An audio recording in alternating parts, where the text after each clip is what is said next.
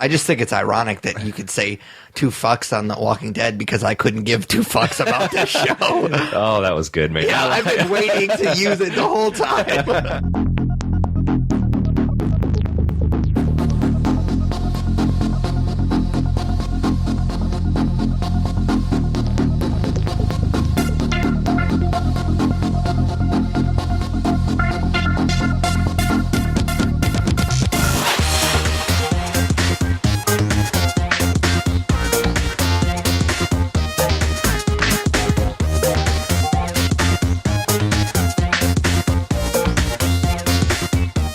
Welcome, nerds, to another episode of the Nerd You're Looking For podcast, a weekly nerd culture podcast that discusses the culture through various segments. My name, as always, is Patrick Kuhn, alongside my co-host, that Tyler Hunt. How's it going, man? Doing pretty well, man. How are you?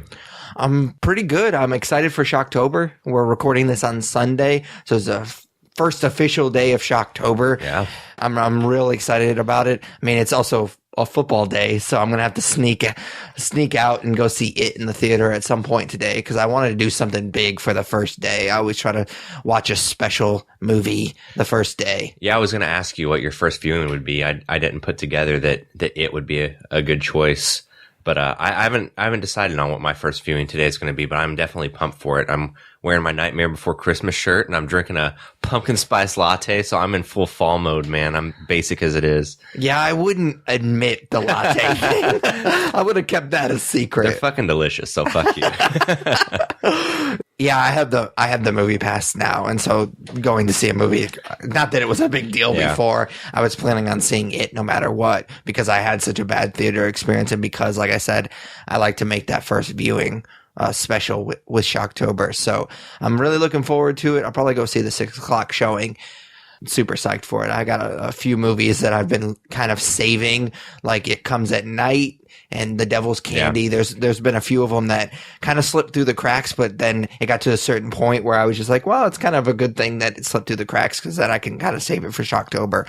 So I'm going to try to spread those out. I'm not going to blow my load too early, but yeah, I'm definitely looking forward to it. I know that you're going to kind of have a tough Shocktober. Yeah, I'm going to have a hard Shocktober just because my wife and I are in the middle of moving and buying a house and obviously relocating. And on top of all that, I have a wedding in Seattle 2 weeks from now. So, I mean, I'll be there all weekend, and it's going to be hard to watch horror movies. Sure. But I'm going to try to, double up on days like today where I can sneak a couple more in so that at the end of the month that it tally 31. So it might not be one per day, but I'm shooting for 31 still. Yeah, I got nothing going on in my life. So yeah, I'll have plenty of time. One thing that they changed about MoviePass, and I don't know if you realize this, is that you can see the same movie twice now. Really? Because I used it. Brittany wanted to see Kingsman, and because I had to see it without her last weekend in Cleveland when we reviewed it, and it worked again. I was like, well, let's fucking try, and it did. So I saw Kingsman twice with it.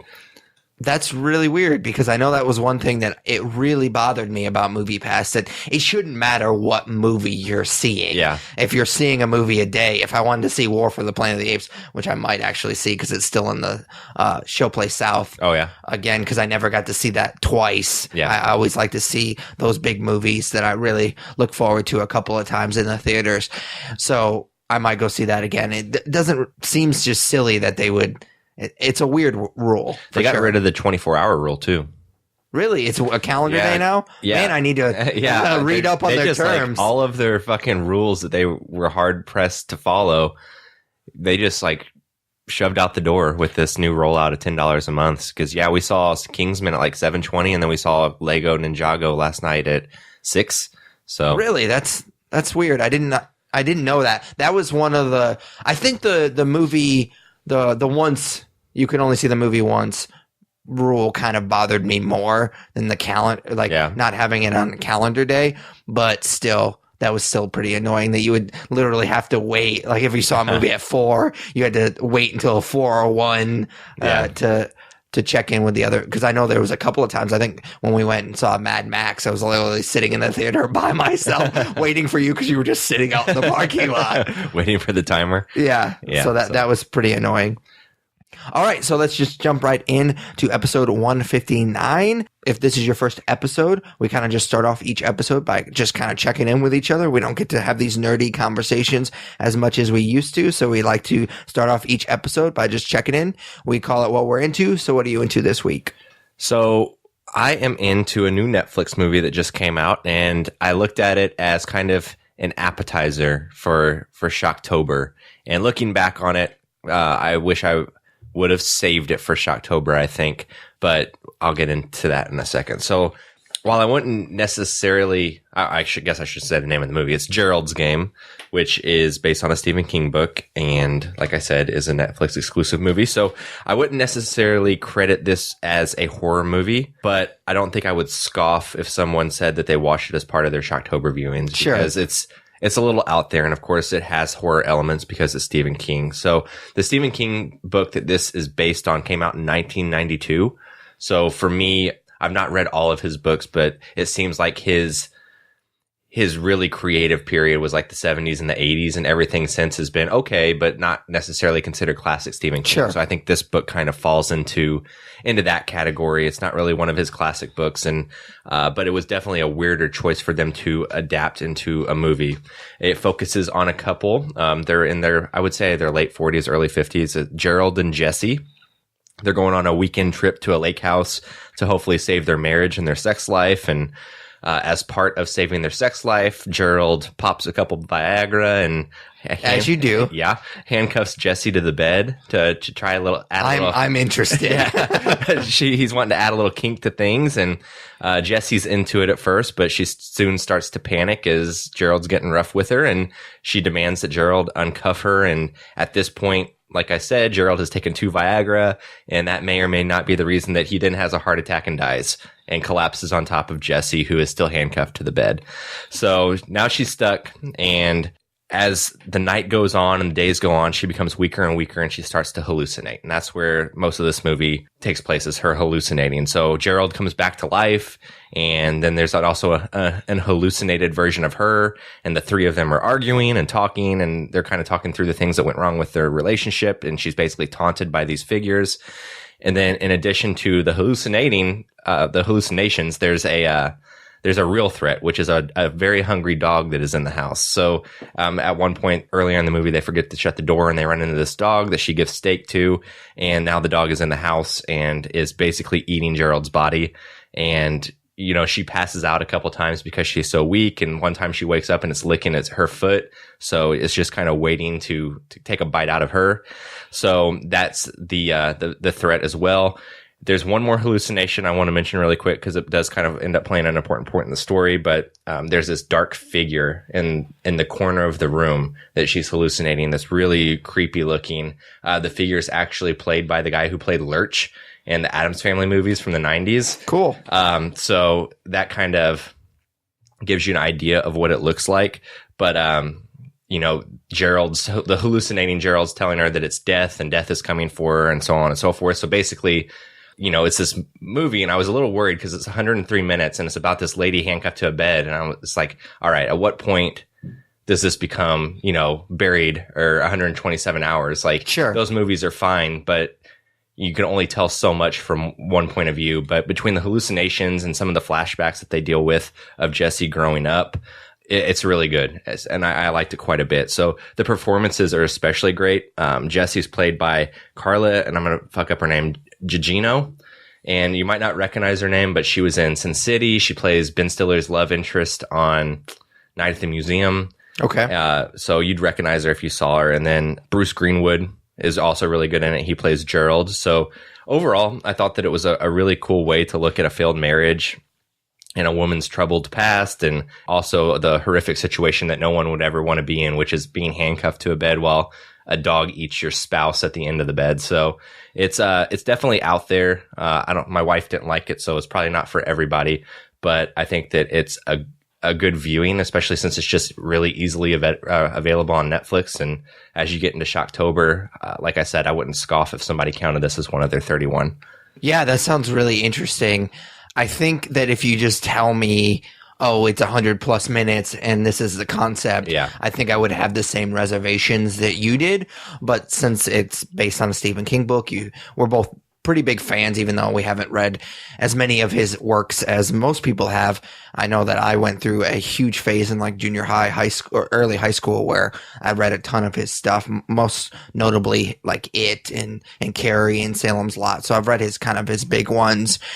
I would be willing to give that a little bit longer leash than most films. But yeah, it sounds really interesting. It sounds like it has a lot of different angles to it. I mean, you have the idea of survival because you're handcuffed to this bed and you have this dog, but then also you're trying to cope with your spouse just dying. And I think there's a lot of interesting angles there. Yeah, it gets pretty fucked up, man. So I'll leave it at that. What are you into? I am into a Netflix original as well. Oh, yeah? But it kind of on the opposite end of the spectrum. I am into Big Mouth, which is a Netflix original. Like I said, it's an animated series created by several people, but most notably Nick Kroll from The Kroll Show and then The League. It's a coming-of-age story of a group of friends as they struggle with puberty. The voice cast in this show is ridiculous. You have, of course, Nick Kroll, who does multiple voices as he does in The Kroll Show. John Mulaney, which apparently they're like BFFs. Yeah. They're like in everything together. You have Jenny Slate from SNL. You have Fred Armisen from SNL. Cool. And you have Jordan Peele as well. So there's a ton of talented people in this show. Kind of the only reason that I gave this show a shot, because I am really not much of a fan of Kroll. I just don't really like his style of comedy that much. I really hated The Kroll Show. Like, I gave it a couple episodes, but I don't think that his sense of comedy and sense of humor really mesh well with mine. I did really like the League for about 2 or 3 seasons, but even that show stretches pretty thin towards the end. I'd heard some favorable stuff about Big Mouth, and kind of the other reason that I gave it a shot. Hasn't really been blowing people away, but I have heard some favorable reviews because I don't really like his style of comedy, Kroll's style of comedy. I was really, really surprised a couple episodes in that I really, really think this show is really funny. Like, I laugh several times, like audibly laugh. Like, there are shows that I really, really like Rick and Morty, that I don't laugh necessarily during each episode. I'll smile and I'm thoroughly enjoying the story, but I don't laugh a ton. And this is one of those shows that, some of the comedy is probably not as sophisticated as Rick and Morty, but I do laugh a lot more. I'm not saying that this show is Rick and Morty. Don't get me wrong. It was just the first example that popped in my head. I'm not saying that this is even in the same ballpark as that show. It's just certain shows I just appreciate because they're so genius and clever, but I don't necessarily laugh out loud a ton. This is a show that I laugh out loud a lot. That being said, where it really, really shines is with the characters. I think that it does a really great job of kind of showing how much it sucks being a kid. I think a lot of people fantasize like, oh man, it would be really cool if I went and got to relive being a kid, like all this stuff that I would change. But I think people have selective memory because it really sucks being a kid. Like, you have all of these really awkward social situations that you have to deal with. You're kind of becoming an adult. You're given a little bit more responsibilities, but yet you still have all of these hormones and you're basically just a walking mood swing. And I think this show does a really good job of conveying that. Like, they literally have what they call hormone monsters. They're just basically these giant goat people that are kind of the devil on the shoulder type of character, where they're just telling that particular character that they're controlling, like, hey, you should do this. And it personifies how it's like being a kid. Like, you have all of these different emotions that are mostly sexual emotions that are kind of driving your behavior. And I think it's done enough. I mean, it's a super weird concept. And I think that's kind of the hook for everybody, is that there's these hormone monsters that really kind of drive these characters. But there's so much more to this show that I really, really appreciate. I mean, it's super, super weird. Like, Jordan Peele's character, for example, is the ghost of Duke Ellington that the kids will eventually like ask advice to. But what's really funny is, because he's a ghost and he's this older character, he gives terrible advice, and it's really, really funny. But at the same time, it's super weird, super funny. But at the same time, like, they tackle some really hard issues for kids. Like, one particular episode, one of the girl characters gets her period for the first time on a school field trip, and her mom had convinced her to wear white shorts. Oh, Jesus. And so it gets really heavy for like these awkward situations that you have to go through as a kid. And I think it does it in a really funny way, but deep way as well. So I definitely suggest this show. It's not going to blow people away, but I think it's really, really funny. And I like that it has a lot of heart to it as well, which I'm surprised because that doesn't strike me as Nick Kroll. No, I have the same relationship with Nick Kroll's material that you have. I talked about, I already forgot, Well, Hello, on Broadway. Yeah. Like, I talked about that a few episodes back and how much I hated that. And the Kroll show was terrible. And I liked The League at first, but then towards the later seasons, it got bad. So it's nice to see that he has put something together that's more enjoyable with our tastes and humor. So I'm going to have to check this out. Yeah, it's created by several different people, but he's the most notable. And I wonder if that's kind of the way that it should go. I don't know how the Nick Kroll show went, but I'm assuming that he had a lot of artistic he had a long leash with that particular show. He had a lot of creative control, as the phrase that I was looking for. So maybe they're kind of reining him in a little bit more. I mean, obviously, I have no idea. I'm just speculating, but yeah, it seems like, I mean, the show is really weird. Don't get me wrong. Like, it's out there for sure. There's some really weird episodes. One that comes to mind where this kid has sex with his pillow, and then he stays home from school one day, and the pillow's pregnant, and it gets really super weird. And you don't really know if it's like a dream or not. Like, if that really, really happened. Like, they kind of blur the lines a lot with, I think they kind of take it a little too far at times, most notably that particular episode. But then there's other episodes, like I said, that has a lot of heart to it as well. You're losing me a little bit. Yeah. It lost me a little bit. Like, I don't think this show is like the next big thing, but I think it's definitely something that you guys should check out. Yeah. Cool, man. All right, so our next segment, just moving right along, is titled Comics, because we can't think of a clever enough title for it, but it's kind of short and sweet. We talk a lot about comics on this particular podcast, and we like to spotlight one or two in this particular section. So what'd you read this week? I read probably I would say it's fair to say that this was the biggest comic that came out this week, and that is... I don't know what you're talking about. Marvel Legacy 1. So before I get into it, I do want to say about like the Marvel events, and I don't think this is an event. I think it's a one shot, but I was the biggest supporter between the two of us of Secret Empire. And even with that comic that I enjoyed, I have yet to finish it. So did you ever end up finishing Secret Empire? I have not, no. Okay. So Secret Empire, I feel like it just ended, and now we're already in a one-shot that refocuses things in Marvel Comics.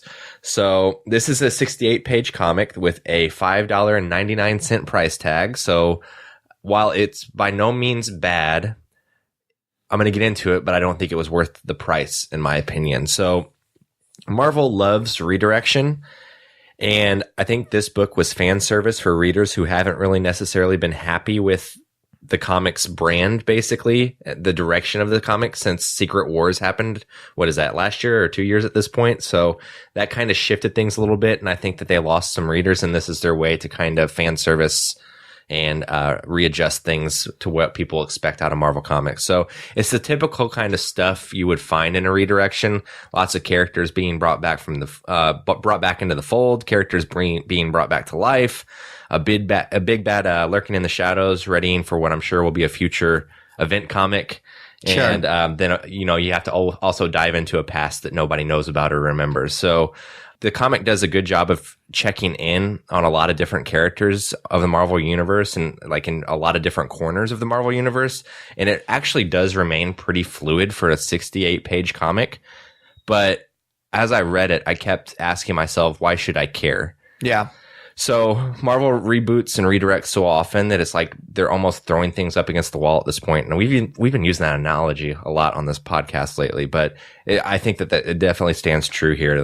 They're trying to see what sticks with these characters because they've been through so much over the course of their creation, you know, a lot of them in the 50s and 60s. So it seems like it's a constant cycle of characters dying and being brought back later, and then, you know, basically shifting in which characters we're dealing with as we read the comics and come up against new big bads. So I don't know. I'm getting kind of tired with it. Obviously, I'm by no means going to stop reading Marvel comics. Sure. Like it's ingrained in my DNA, and I'm always going to care about these characters and care about the stories.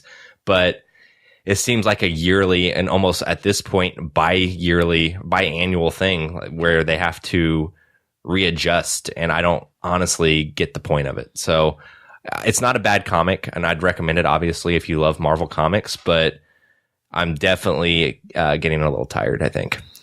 Yeah, this was the big one for sure that came out this week, and I knew one of us was going to talk about it, and I actually went over to your house last night, and you called dibs on it. So I was like, okay, well, I'll read something else. I hadn't gotten a chance to read Marvel Legacy. It wouldn't have mattered if you said it was the worst comic you ever read. I was still going to read it, being a big Marvel fanboy. But it does seem weird that, I mean, you mentioned Secret Wars. That was like 2 years ago. We've had Secret Wars. We've had Civil War. We've had Secret Empire. And now we have Legacy that's trying to readjust. So basically in a couple of years, we've had these 4 big events. Yeah. And that's what comics does. But you expect like one big event a year. And even that seems quick. But I mean, we've had 4 in basically 2 years, 2.5 years, maybe. I don't exactly remember when Secret Wars was first released, but it seems like it hasn't been that long since we've talked about it. But it's just not that stuff in comics really necessarily matters that much. You know, the big characters are always going to come back eventually, but it definitely it sucks because it just doesn't seem like anything matters. Yeah, it seems like they're still trying to find a groove, which is weird given how popular their characters are right now and how popular all of the source material is. So the fact that they can't find a groove with their storytelling is weird to me. Yeah, for sure. So what did you end up reading? So I read Victor LaValle's Destroyer. I talked about the first issue a while back, I guess a few months ago when it was first released. And I really liked the kind of the reimagining of the Frankenstein story. I love the design of the Frankenstein's monster. The first issue was really, really cool.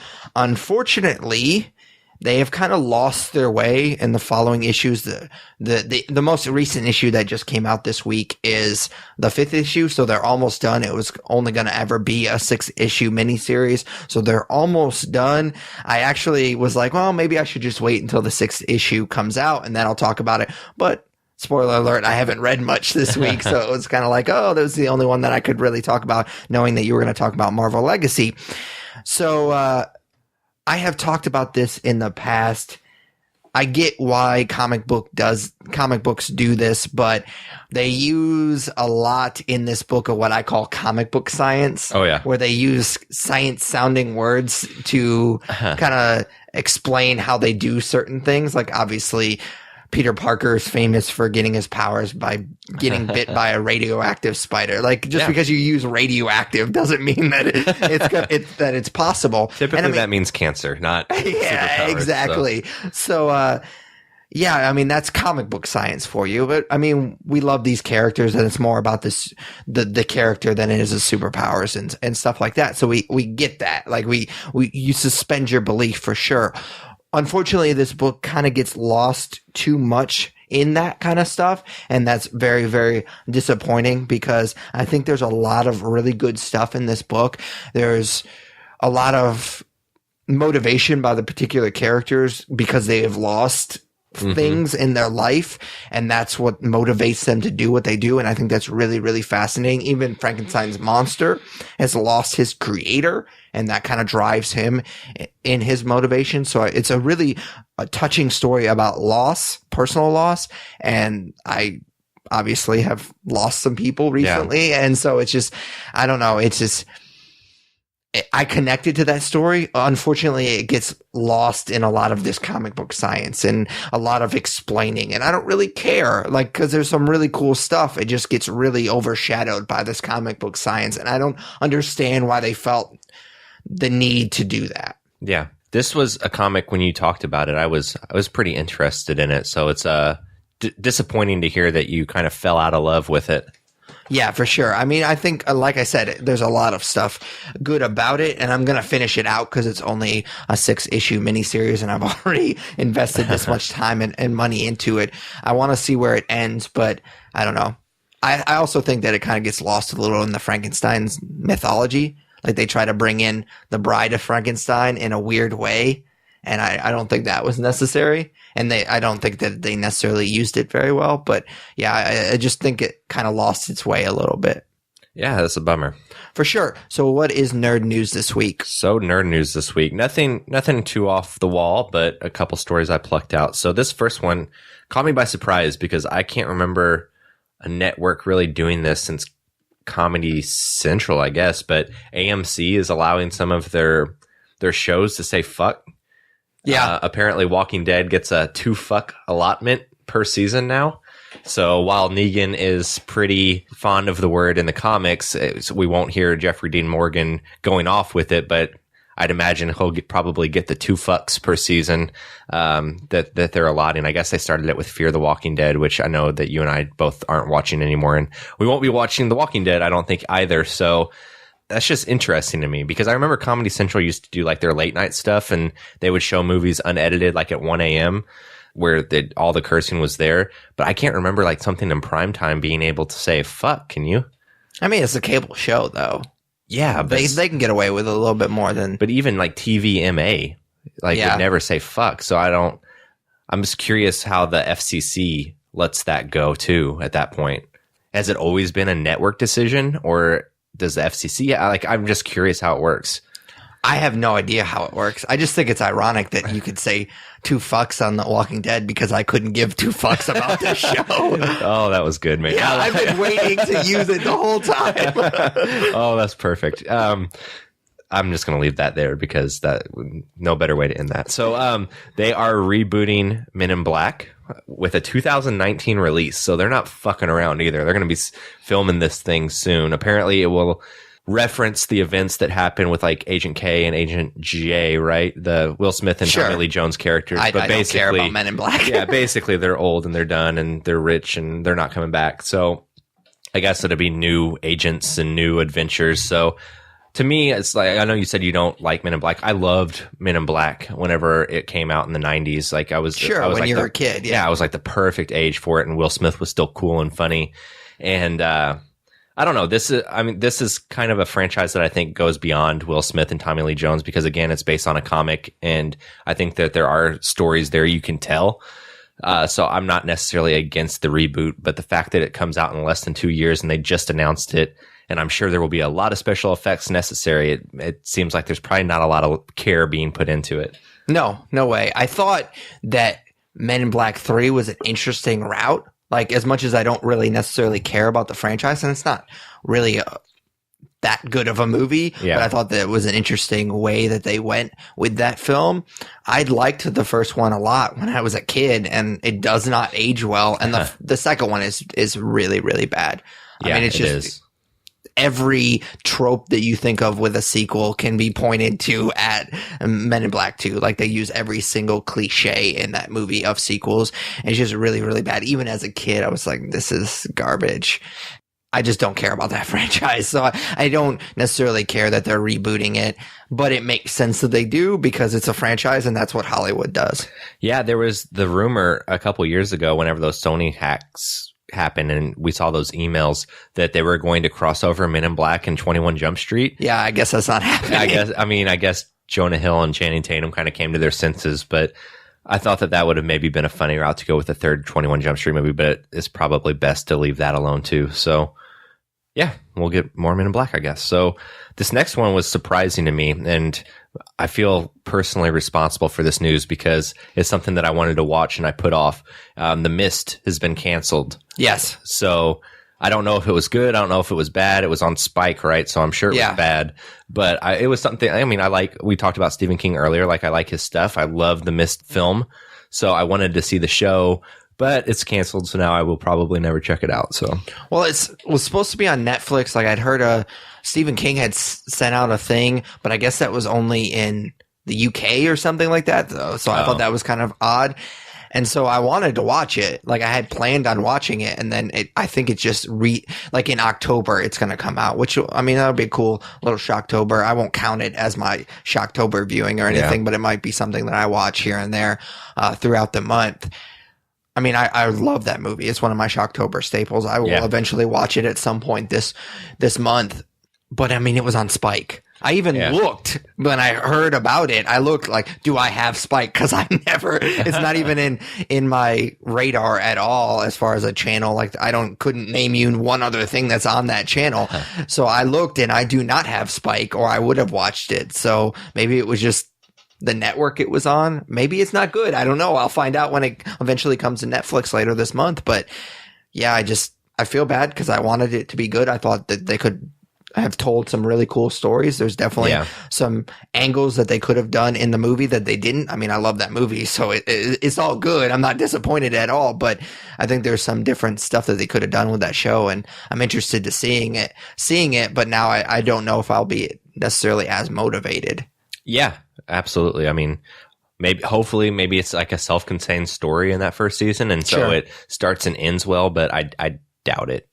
And then this last one, I don't think that you're going to have much of an opinion here, but it is Halloween season now. It's October, so I wanted to bring up the news with Hocus Pocus because that is a staple from my childhood that I love. And I guess for a long time, people have been wanting a sequel to that movie with the original cast, and they are not going to do that. They're going to reboot it with a TV movie on the Disney Channel with a different cast. So a bit disappointing. But then again, I don't know that I need to see Bette Midler and Sarah Jessica Parker like in their, how old are they? 50s, 60s, 70s? Sure. Bette Midler, I'm sure, is in her 70s. Sarah Jessica Parker is probably in her 50s. But I don't need to see them as witches anymore. So they wouldn't have to do any makeup. Which is funny because in that movie, like, Sarah Jessica Parker is like the young, attractive sister. Yeah. Not anymore. No. She has not aged well. No. So yeah, you hit the nail right on the head. I don't care about this at all. Like, I literally thought about posting it because I've been trying to post more on our Facebook and stuff like that recently in the last couple of weeks, and I was like, do I even care enough to like copy the link? And did you not like it when you were a kid? I've only seen it one time, literally. Like, I went on a school field trip when it came out, and we watched it. Oh yeah, and that, I think, is the only time I've ever watched it. Like, if you watched it now, there'd be no nostalgia for you. So I mean, I get it. It just was one of those movies that slipped through your radar. But like, as a kid, like, that was the epitome of a Halloween movie. Really? Yeah. Oh my God. I never got it. I mean, there's a reason that so many people, like, it just takes place on Halloween, and it's these kids battling witches, and there's a zombie guy that's kind of scary for a kid's movie, and I don't know, it's pretty good. But that being said, if you watch it whenever you're 30 years old and you've only seen it once, you're not going to probably have any affection for it. So I literally could not tell you one single thing about that movie. I know that there's 3 witches, but that's, you see the poster and you know that there's 3 witches, but I could not tell you a single thing from that movie. I'm surprised your wife doesn't like it or doesn't like watch it. She likes Halloween Town. Have you ever seen that? I was a little too old for that one. I never got into Halloween Town. She loves that, and that movie is fucking stupid. That's the difference. Like, Hocus Pocus was like in theaters and was an actual movie but Halloween Town, I think, was a Disney Channel movie. Yeah, she loves that movie, and I watched it. I don't know if it was last year or 2 years ago, but we watched it, and I think I only got like 20 minutes through it. I was like, I'm sorry, like, this is not for me. That movie was back in the spotlight this year too when Debbie Reynolds died. Like, they had some kind of reunion because I guess she was in that movie or some shit. But I never got into that one so much. Yeah, skip it for sure. I mean, people like us, I mean, if you don't have nostalgia for it, you're not going to care about it at all. No. I think, I mean, it was always geared towards kids. And the only reason adults watch it is because they watched it as kids. So I don't know. Yeah. So speaking of kids' movies that adults might go to see, you ready for our main topic? Yes, we are going to review, thanks for the amazing segue, the Lego Ninjago movie. I don't know why. They say it like a million times, but for some reason I cannot say that. I don't know why.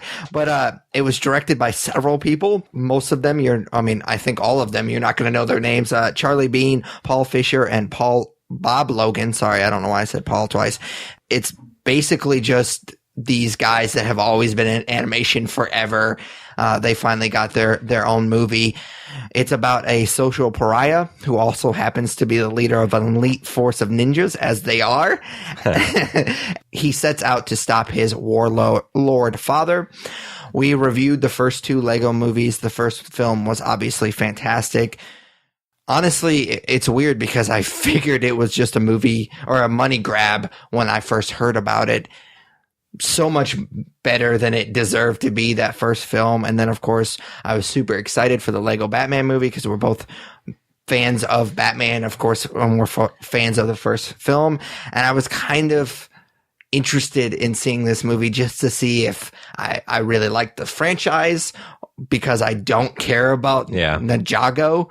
So I was really curious to see if I was going to enjoy this movie, not caring about that particular franchise, but liking the other 2 Lego movies. And surprisingly, the trailer looked really good. Like, I thought it looked kind of funny. So I was really kind of looking forward to this movie up until its release. Yeah, so same here. This movie, I didn't even realize they were making it until I saw the teaser for it ahead of Lego Batman earlier this year. I was like, oh, wow, it looks like they kind of are continuing the sarcastic and dry humor a little bit with these Lego movies, and this could maybe be fun. But we will get into how much fun it was or wasn't in a second. Yeah, for sure. I was really, really surprised at how good the trailer looked. Like you, I had no idea, because I'm not attached to this franchise at all, so I wasn't aware that they were even making this until I'm assuming I think I saw the trailer for the first time with the Lego Batman movie. Oh, yeah. And I was like, and I honestly, like, I saw it and I was like, oh, so it's a made for TV. Like I just hadn't even occurred to me that, and then it was getting closer and closer. I was like, oh, it's going to actually get a release, like, in theaters. So I was like, yeah, well, I'll definitely check that out. And then, spoiler alert. I mean, well, not really spoiler alert because we're reviewing it right now, but there's not a whole lot going on right now prior to Blade Runner. So we figured we would give this one a good review. So let's just jump right into it. We start off each review with just kind of giving a general overview. We call it broad strokes. So how'd you feel about this movie? So the Lego movies are 2 for 3. This is the one that does not hit. So this movie tried to tell a story with meaning, and I'll give that to him, about an estranged father-son relationship, but everything about it felt incredibly artificial and lacked any depth at all. The other Lego movies told interesting stories with hilarious moments. This movie lacked humor and ingenuity and felt like a story that lacked passion. So it was definitely the first of the 3 Lego movies that felt like an advertisement for Lego, as opposed to being interested in telling a compelling story. So, as ironic as it is, it definitely felt very plastic. How long have you been waiting to say that? Just now. So, what's great about these Lego movies is because it's Legos, they can do a lot of different franchises. Yeah. But what's bad about these movies is they can do a lot of different franchises. And so we're going to get some of these movies that we just don't care about the franchises. But I mean, I don't really care about Legos to begin with. So the first movie wasn't like playing to any nostalgia or anything for me. It's just a really funny movie and a really good story. So because I don't care about the particular franchise, I'm sure that there was some inside jokes that neither one of us got because we just don't care about it. But I felt like this movie, as far as the story and everything else was concerned, it was pretty cookie cutter. Like, they took elements from the first movie and the second movie and just made it work for this particular franchise. Everything about this movie just felt recycled from other things that they're parodying, or just from the first two movies. And so it just felt like we were just watching the first two movies with a different franchise. It really, really bugged me. And to make matters worse, I think the funniest joke in the movie I saw in the trailer. So jumping right into the story, as with most movies, this is the worst part for me. Like when you're talking about a movie, obviously the story has to be the most important part. And when it's not good, it really kind of ruins everything else about the movie. And that's how I felt about this movie. It ripped off basically the story of the original movie. It's basically the exact same. Yeah. Even to the point where the ultimate weapon is just this ordinary household item. Yeah. Like they even ripped off that part. The plot is basically a less than subtle reference to Star Wars that they just milked for 100 or an hour and 30 minutes. It's really, really annoying. And if he called his son Lloyd one more goddamn time, I was going to flip out. Like that joke is funny when you see it in the trailers, and it is relatively funny throughout the movie, but they just beat it to death throughout the whole movie. At one point, it's just like, stop doing that joke. I don't mind that the character keeps doing it, but at a certain point, just stop saying his name then. Like, just stop having that character say his name, because it was super, super annoying. We constantly talk about character development, and when movies don't have it, we complain about it. And so I know that we're going to kind of, at least I'm going to sound like a broken record. I don't know what you're going to talk about, but it just has to be in movies. Like that's a big part of the story is character development. And there's a lot of different characters in this movie, and almost none of them have any development whatsoever. And it's not even that they don't have development. They don't have their own personality. Like we don't care at all about these other ninjas because they don't have a personality. They try to give them a personality, but those don't factor into the story at all. Maybe the robot ninja, but that joke sucked so much. Like I rolled my eyes the first time they made it, and then they tried to make it multiple times throughout the movie, and it did not work the first time, and it really, really sucked throughout the movie. Like I hated that part. Now, because I'm not part of the franchise, like I don't care about it. I don't know if that's a character that's in the franchise, so I don't know if that's kind of an inside joke with fanboys of the franchise, but yeah, that sucked. I hated that. I hated that so much. I will give it credit that I did like the social pariah version, like that thread, but they drop it basically after the first act and you never really see it again. So the one part of the story that I kind of liked didn't really factor in much throughout the movie. It felt like this whole movie was less of a story and more of just an excuse to tell a million jokes in about an hour and a half. Yeah. I mean, I think we're definitely on the same page here. So the thing with the Lego movies so far is that they've been incredibly original. I mean, even Lego Batman was based on an existing character, but it tells a unique story that's never been done before and makes you care. This story feels familiar in the sense that there doesn't seem to be anything tongue-in-cheek about it. There doesn't seem to be any creativity behind it. And like I mentioned in my broad strokes, it definitely feels like an advertisement for Ninjago Legos done with a shell of the format that worked in previous movies. So it's not necessarily story beats that I disagreed with or thought were poor. It's just it felt too simple and too, like you said, cookie cutter. It doesn't live up to the franchise so far. It felt like a straight to DVD movie as opposed to something done with heart, because it was so shallow. There were a few gags that did make me smile, but I don't think I ever laughed out loud during this movie. I never did. And it's the first Lego movie that I felt out of place watching. Like I felt awkward in the theater because, I mean, luckily I had Brittany there with me when we saw it together, but it was mostly like parents with their kids. And we talk all the time about how we find enjoyment with these kids movies that are, there's stuff in there for adults, and there's a reason that we like it, and there's a reason that we review these movies on the podcast. But this was the first one where I felt like awkward watching it. Like this movie was not made for me. It was made for kids who like Ninjago. I disagree a little bit there. I think that there was things in there for adults. Like there's some jokes that are kind of sarcastic and stuff like that. Like I don't think that a lot of kids are going to get, but it's the same joke that we've seen in these other two movies. So that was my problem, is that there was a million jokes, and I feel like they just took the jokes that they've already written for these first two movies and just made it this movie. I don't know. I was sitting there and I just felt out of place. Like it was I don't know why, but I wanted to get up and leave. And it wasn't like the worst movie I've ever seen in theaters. Like I would have obviously rather got up and leave during Mother, which I hated. But for some reason, I just felt out of place with this movie. And I don't know what it was about it. And I don't know if it's because we saw like an earlier showing and that's why there were more kids there or what. But I felt awkward for some reason. I don't know why, but it wasn't done very well. Like, as you mentioned, like there's no character development and just the shallow jokes for me. It just obviously wasn't made for a 28-year-old man. So yeah, I had to fight the urge to get on my phone a lot. Like let me be clear. I went to a Monday afternoon showing. There was no other person in the theater with me. So I wouldn't have normally gotten on my phone in any other case, but I had to fight the urge because I was like, oh, no, we're reviewing this. Like you have to pay attention. If we were the only people in the theater, I would have definitely been on my phone. Yeah.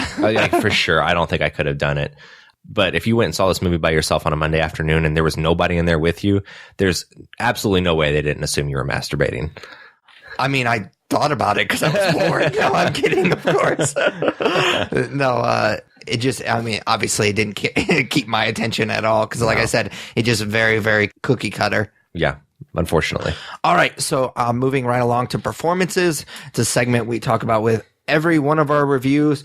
Of course, with animation, you're kind of talking about the voice actors. There is a little bit of actual actors in this movie, but you see them so very rare that it's not necessarily worth talking about.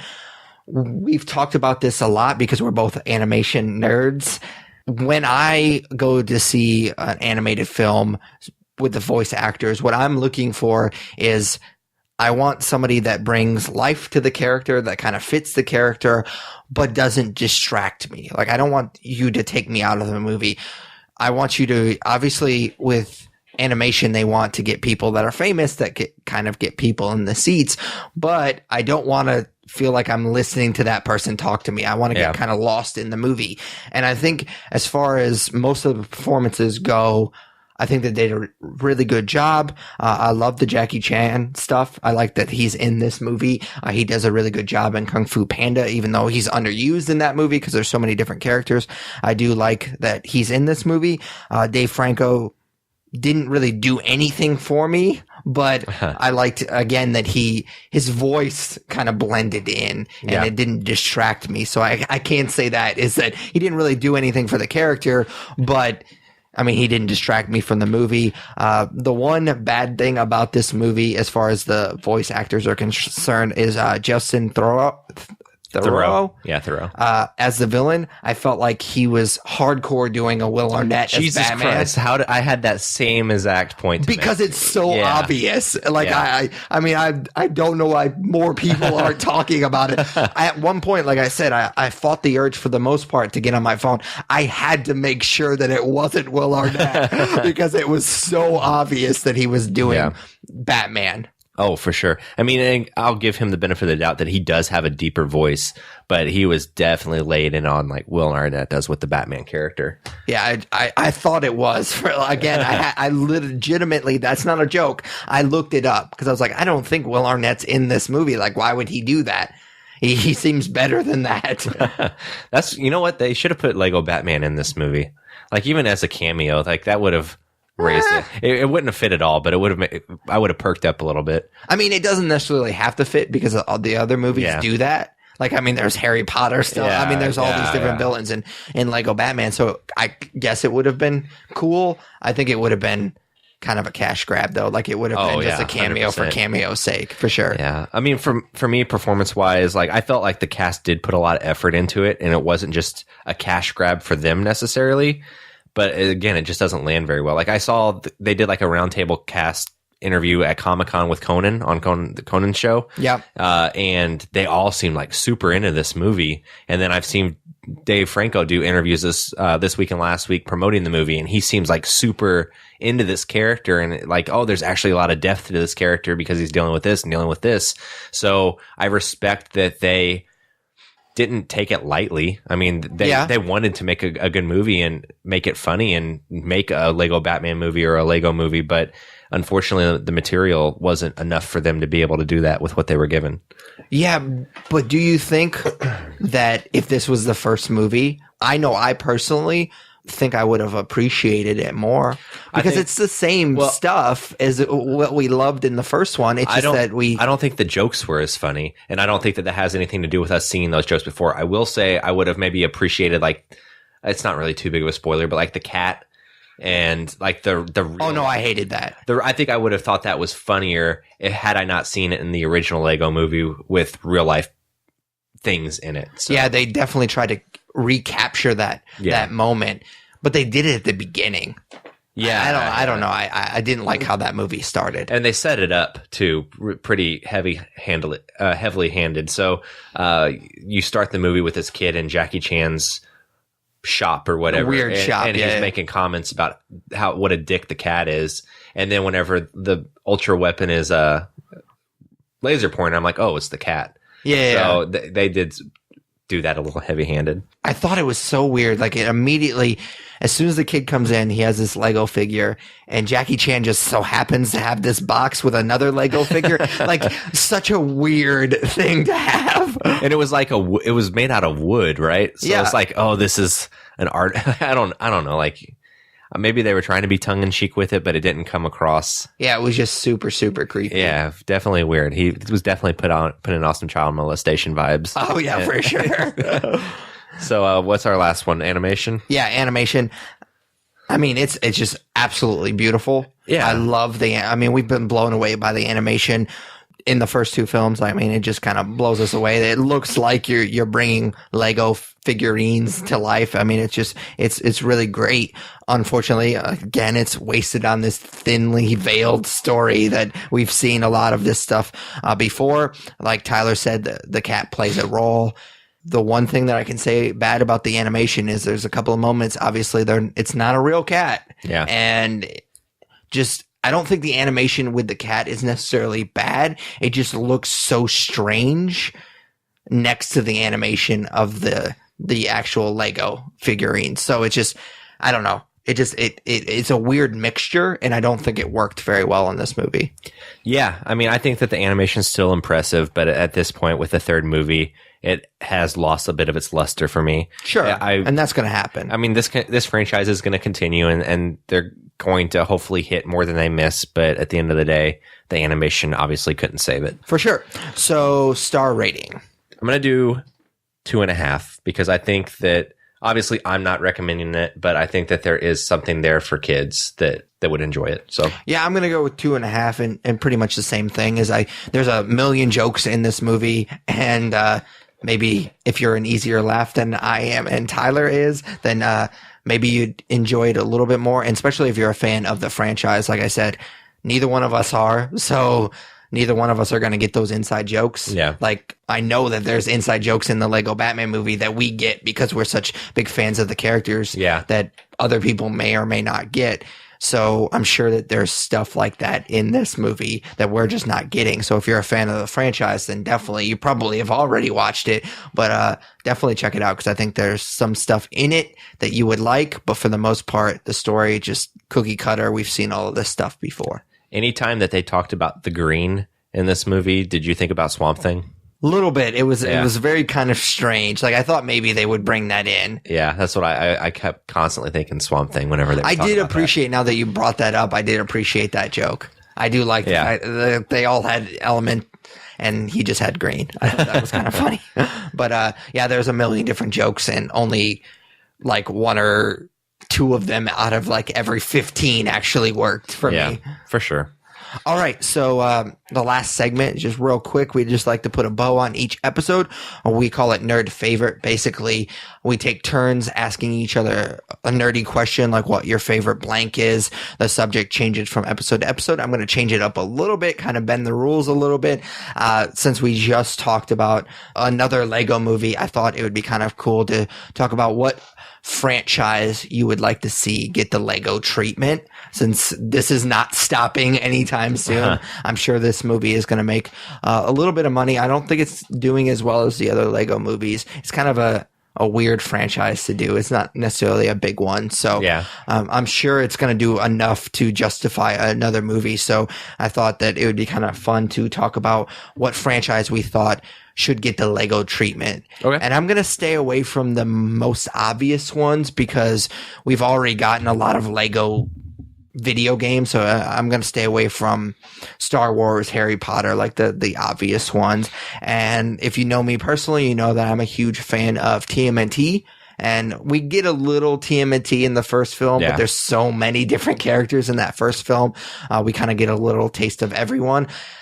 I would really love to see TMNT get the Lego treatment. Like under one condition though, is that we don't get the origin story, that they're not trying to build a franchise, that they're just kind of getting their one-off movie. Yeah. I really appreciated in the Lego Batman movie that we didn't get to see his origin story. Yeah, we kind of get a little bit of it, but we're kind of picking up where Batman left off. Yeah. And so I really appreciated that, that we're just kind of getting this one-off Batman story. And I think TMNT has a lot of that potential in it. If you're not giving the origin story, you're not trying to start a new franchise with these characters, and you're just kind of picking up where they left off. I think there's enough there, obviously, because I'm a huge fan of the franchise, that you could do the Lego treatment, and they're funny characters. So I think that it could fit this format that they're trying to build with these Lego movies. Yeah, that was actually what the first thing that came to my head too, because you get to see a bit of it in that first Lego movie. So I think that that's a good choice. I think that the Spider-Man universe would maybe lend itself to it because it is a lot of colorful characters. Sure. That being said, that's probably a little too close to Lego Batman, just flipping it to the Marvel side. So if I wouldn't say Spider-Man, although I think it would work really well, but I don't think Disney or Sony would be up for it since it's a Warner Brothers property. I'll do a different franchise that also they would probably not be up for, which is Indiana Jones. And that's one of the obvious ones you were talking about because they did have the Lego Indiana Jones video games. But I think that there's some comedy there and some cool stuff there that you could play with. But again, I don't know that Disney is going to be up for giving those characters over to Warner Brothers at this point. For sure. And yeah, the video games are cool, but it's kind of a different beast. Like the video games aren't that super sarcastic or funny, or I mean, they're just flat out just, I mean, you're just playing a video game and you happen to be Lego characters. Like they don't play off that format very well. Like, I mean, I like the Lego video games just fine. They're kind of fun, just kind of, they're not necessarily something that I really get into, but they're not like super hardcore games. Like you kind of casually play them. That's kind of why I play those games a lot of times. It's kind of like almost like background noise playing a video game. Like you don't necessarily have to pay a ton of attention to what you're doing. So yeah, absolutely. So they're kind of two different beasts, but yeah, we've already kind of seen the Indiana Jones Lego treatment with the video games. Yeah, absolutely. All right. So that's it for episode 159 of the Nerds You're Looking For podcast. As always, we'd really appreciate if you subscribe, rate, review us on iTunes, Stitcher Radio, basically any podcatcher you use. We're on it. We really, really appreciate the reviews. They help us out a lot, kind of get us away from the crowd. There's a lot of nerd culture podcasts out there, and reviews kind of separate you in iTunes from that crowd. So we really appreciate that. What Pat is basically saying is if you give us a good review, he'll suck your dick. I don't know about all of that, but I mean, we could negotiate. That means a hand job. Yeah, for sure. If you're quick. Anyways, you can also check out our website, thenerdspodcast.com. Comment and subscribe to our YouTube channel. Follow us on Twitter, Instagram, at The Nerds Podcast. Like us on Facebook. Follow us on Google+. Email us at thenerdsyou'relooking4@gmail.com. And, of course, vote for us for Podcast of the Month at podcastland.com.